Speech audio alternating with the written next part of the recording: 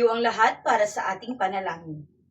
In the name of the Father, and of the Son, and of the Holy Spirit.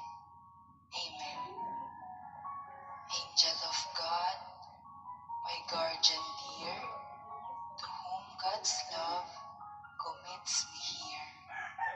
Ever this day be at my side, to light and guard, to rule and guide. Amen. Magandang umaga mga bata! May lumiwan ba sa ating klase ngayong umaga? Magaling kung wala, bigyan ng 3 palakpak ang ating mga sarili. May mga alituntunin ako ritong inihanda na dapat ninyong sundin sa loob ng ating klase.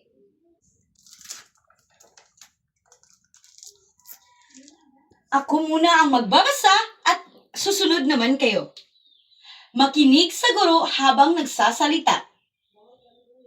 Maupo ng maayos. Maging handa sa klase. Aktibong nakikilahok sa gawain. Itaas ang kanang kamay kung nais sumagot o may tanong. Naiintindihan niyo ba ang ating mga alituntunin na dapat niyong sundin sa loob ng ating klase, mga bata? Magaling kung ganun! Bago tayo dumako sa ating panibagong talakayan ngayong umaga, balikan muna natin ang ating tinalakay noong nakaraang tagpo. Ano nga ba ang ating tinalakay noong nakaraang tagpo? Magaling! Ang ating tinalakay noong nakaraang tagpo ay ang iba't ibang uri ng prutas. Sino ang makapagbibigay ng halimbawa ng prutas? Magaling! Apple! Ano pa? Orange! Magaling! Lubos akong nagagalak dahil may natutunan kayo noong nakaraang tagpo. Ngayon, dumako naman tayo sa ating panibagong talakayan ngayong umaga. Handa na ba kayo mga bata? Magaling kung kayo ay handa na. Mayroon akong inihanda ritong 4 na larawan at ang gagawin ninyo ay tukuyin kung ano ito at sabihin kung ito ay masustansya o hindi. Sa unang larawan mga bata, ano ito? Magaling, ito ay talong. Masustansya ba ang talong mga bata? Magaling, ito ay masustansya. Sa pangalawang larawan mga bata, ano naman ito? Magaling, ito ay iba't ibang uri ng junk foods. Mga bata, masustansya ba ang pagkain ng mga junk foods? Hindi! Dahil ang pagkain ng junk foods, ito ay nakakasira sa ating pangangatawan. Sa pangatlong larawan, ano naman ito? Magaling! Ito ay kalabasa. Ang kalabasa ba mga bata ay masustansyang pagkain? Magaling! Ang kalabasa ay masustansyang pagkain. Kumakain ba kayo ng kalabasa mga bata? Magaling! Lubos akong nagagalak dahil kumakain kayo ng kalabasa. Sa panghuling larawan naman mga bata, ano ito? Magaling! Ito ay Coke. Mga bata, masustansya ba ang pag-inom ng Coke? Magaling! Ang pag-inom ng Coke ay nagkakasira sa ating pangangatawan. Sa 4 na larawan na aking ipinakita, ano ang masustansyang pagkain doon? Magaling! Ang masustansyang pagkain doon ay kalabasa at talong. Ano naman ang hindi masustansyang pagkain sa ipinakita kong larawan? Magaling! Iba't ibang uri ng junk foods at Coke. Ngayong umaga, ang ating tatalakayin ay tungkol sa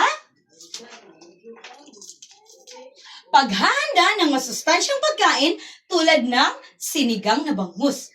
Pero bago tayo magpapatuloy, may mga layunin muna ako rito na dapat nating makamtan sa ating tatalakayin ngayong umaga.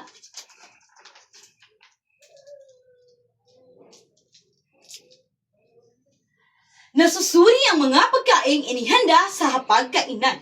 Nabibigyang halaga ang ating katawan sa pamamagitan ng pagkain ng masustansyang pagkain. Nakakaguhit ng mga masustansyang pagkain. Sino sa inyo ang kumakain ng masustansyang pagkain? Yes, Real Jen? Anong masustansyang pagkain ang madalas mong kinakain? Magaling! Gulay! Ano manok. Umpisahan na natin ang ating diskusyon ngayong umaga. Makinig kayong mabuti upang may matutunan kayo ngayong umaga. Sino sa inyo ang kumakain ng sinigang na bangus?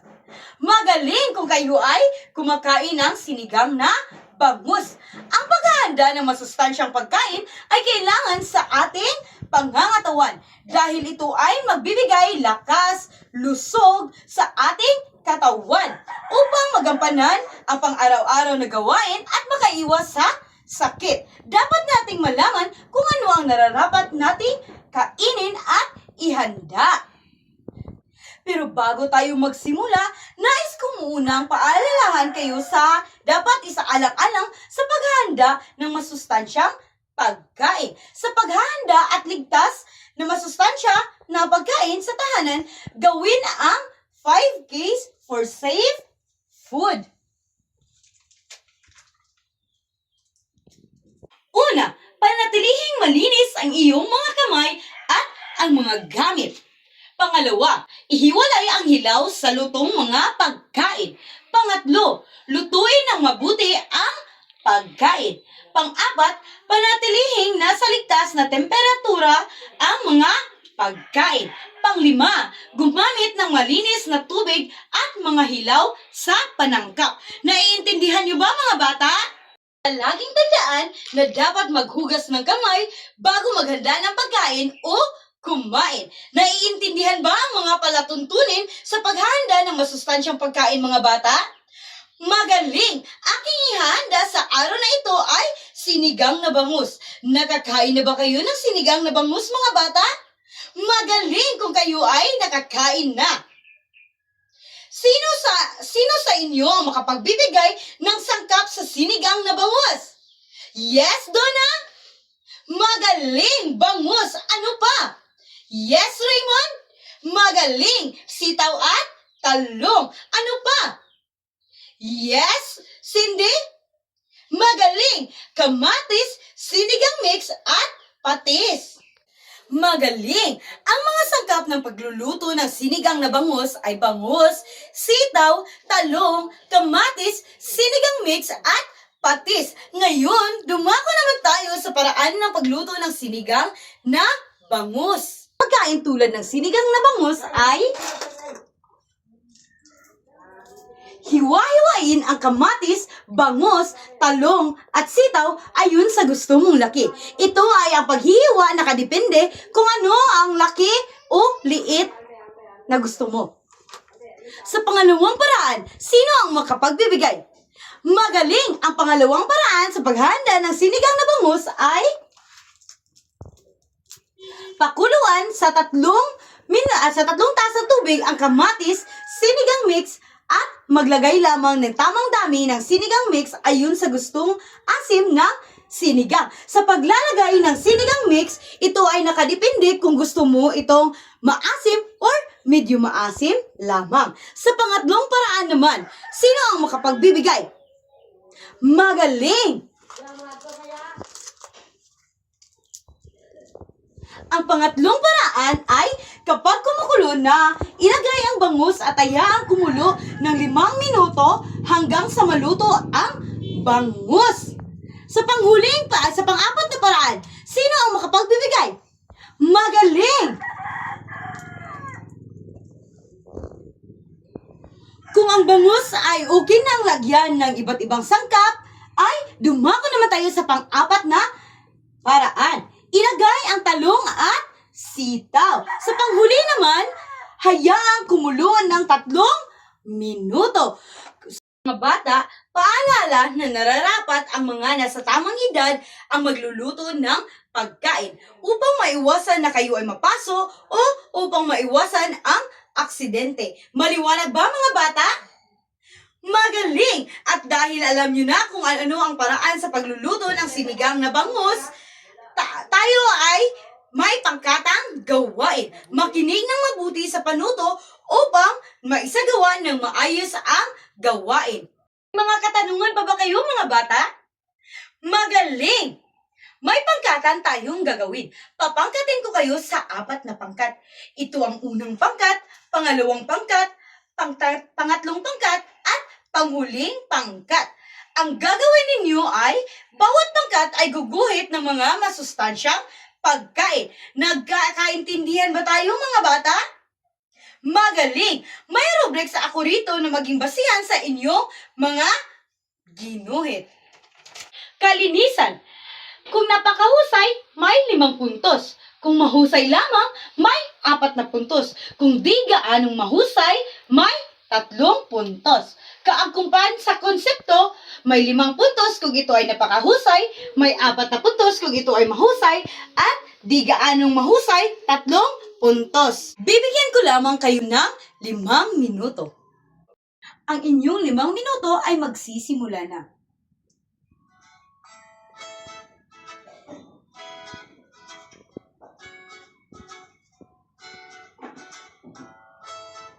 Tapos na ba kayo mga bata? Magaling kung kayo ay tapos na. May mga katanungan pa ba kayo mga bata? Magaling kung wala na.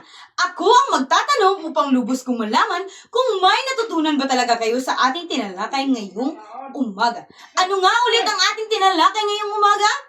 Magaling! Ang ating tinalakay ngayong umaga ay ang pagkain, ay ang pagluluto ng masustansyang pagkain tulad ng sinigang na bangus. Ano nga ulit ang pagkain na kailangan nating ihanda sa ating hapagkainan mga bata? Magaling! Ang ating ihahanda ay ang masustansyang pagkain. Mahalaga ba ang paghanda ng masustansyang pagkain? At bakit?